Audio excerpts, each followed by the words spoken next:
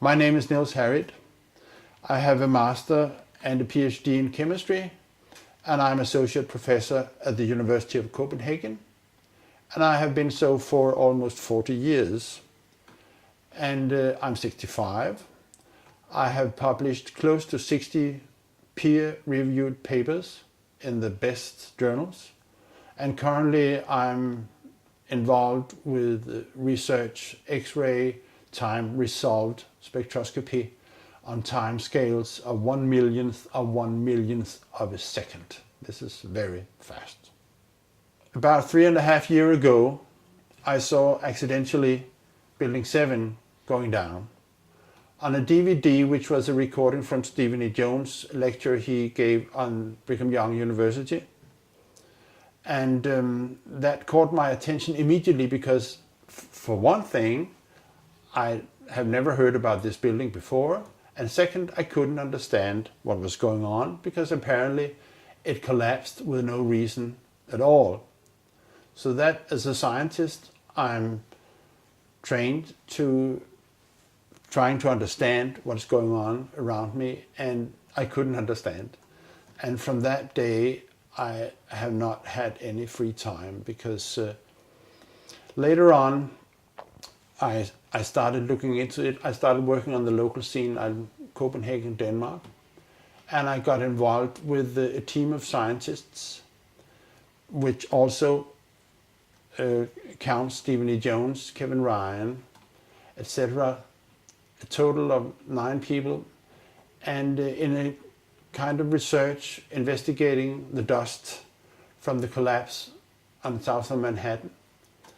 And in the dust, we found what we characterize as unreacted thermitic material in the shape of some very tiny red-gray chips, which have different properties. Most importantly is they're still reacting, some of them, and in the reaction they produce molten iron, which is the prime indication of a thermitic reaction.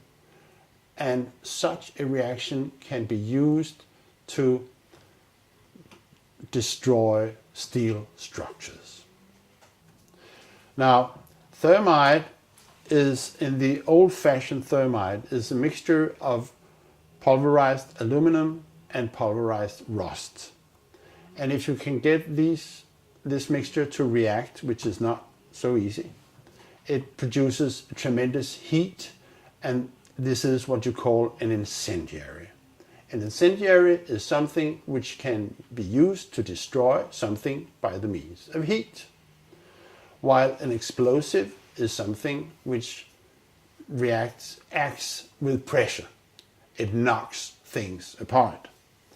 Now, the old-fashioned incendiary is not an explosive, but it is still used for military purposes for melting iron structures. What we have found is a modern version of thermite, which we call nanothermite, which is produced in a different way. It is not just 2 powders being mixed. The material is actually built from the atom scale up. We call it the bottom-up procedure, which is what you do in nanotechnology. This has 2 consequences for the nanothermite, which distinguishes it from the classical thermite. First, the ingredients are much smaller, which means they are reacting faster and they are more easily ignited. 2, due to the process of producing nanothermite, you have the option of putting in other stuff, other chemicals, which converts the thermite reaction into an explosive reaction. We do not know which role is played by the red-gray chips that we found in the dust. But we know, and this was already totally clear before we started investigating the dust, that both explosives and incendiaries were used in the controlled demolition of World Trade Center. This is quite obvious because of other observations.